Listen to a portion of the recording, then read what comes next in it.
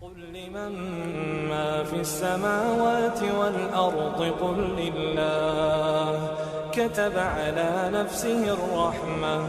ليجمعنكم إلى يوم القيامة لا ريب فيه الذين خسروا أنفسهم فهم لا يؤمنون وله ما سكن في الليل والنهار وهو السميع العليم قل أغير الله أتخذ وليا فاطر السماوات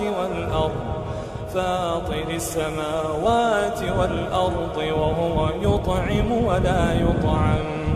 قل إني أمرت أن أكون أول من أسلم ولا تكونن من المشركين قل إني أخاف إن عصيت ربي عذاب يوم عظيم من يصرف عنه يومئذ